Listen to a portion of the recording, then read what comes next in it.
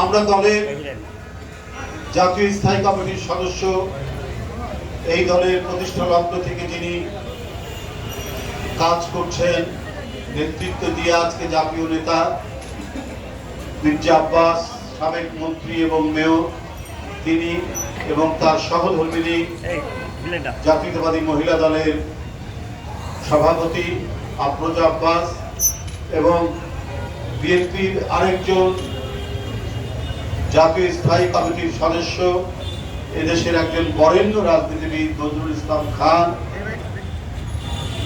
এর সাথে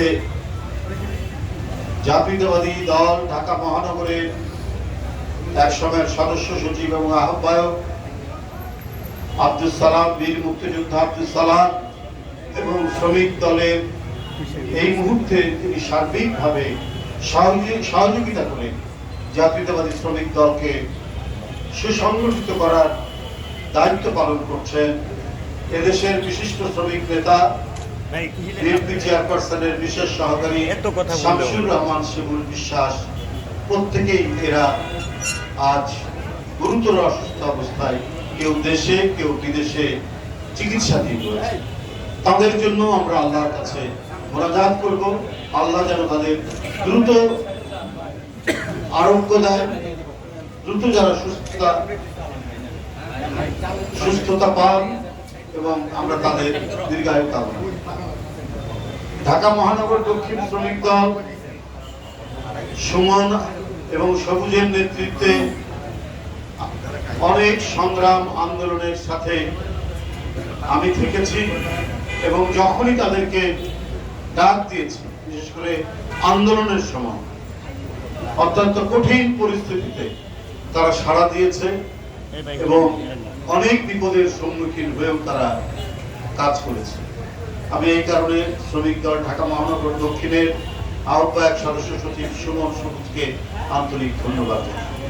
বন্ধুরা আমার, আমরা তো একটা ক্রান্তিকাল অতিক্রম করে আজকের এই পর্যায়ে পৌঁছেছি। একেবারে এটা তো হিসাব করে বলার দরকার নেই।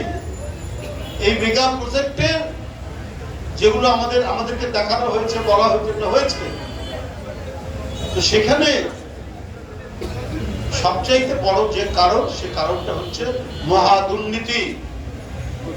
তো এইটা সরকারের অডিট করে কারা কারা জড়িত তাদেরকে আইনের আওতায় নিয়ে আসে, কারণ চক্রান্ত কিন্তু শেষ নেই, চক্রান্ত অব্যাহত হয়েছে। তাই আমাদের অর্থনীতি নিয়ে, আমাদের আর্থিক খাত দিয়ে যে ধরনের দুরাচার আর লুটপাট হয়েছে তাদেরকে চিহ্নিত করতে হবে। আমাদেরকে গণতন্ত্র পুনরুদ্ধারের জন্য যে সমস্ত কাজ, সেই কাজগুলো যেটি অমীমাংসিত রয়েছে সেটা মীমাংসা করতে হবে। অবাধ সুষ্ঠু নির্বাচন নিশ্চিত করতে হবে। আজকে হঠাৎ করে একটা অযৌক্তিক দাবি তোলা হয়েছে, পিয়ার আনুপাতিক নির্বাচন। এটা কেন করা হয়েছে আমরা কেউ বলতে পারবো না।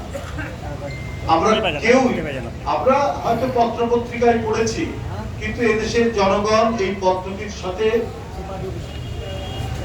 কোনোভাবেই সম্পর্কিত নয় এবং পরিচিত নয়।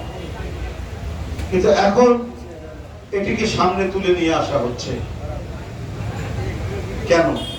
যেগুলো খুবই উন্নত দেশ, যাদের সমাজ অনেক উন্নত, ইউরোপের কয়েকটি দেশ, সেটা ভিন্ন কথা। এমনকি জাপানও অত্যন্ত উন্নত দেশ, গণতান্ত্রিক দেশ এবং অর্থনৈতিকভাবে স্বাবলম্বী দেশ, তারাও কিন্তু সম্পূর্ণরূপে পিয়ার চালু করেনি। তাহলে আজকে বাংলাদেশে যে পদ্ধতির সাথে মানুষের পরিচয় নেই, সেখানে কেন এটা বারবার উচ্চারণ করা হচ্ছে এই পদ্ধতিতে নির্বাচন? তাহলে কি নির্বাচন নিয়ে অন্য কোনো অশুভ চিন্তা রয়েছে?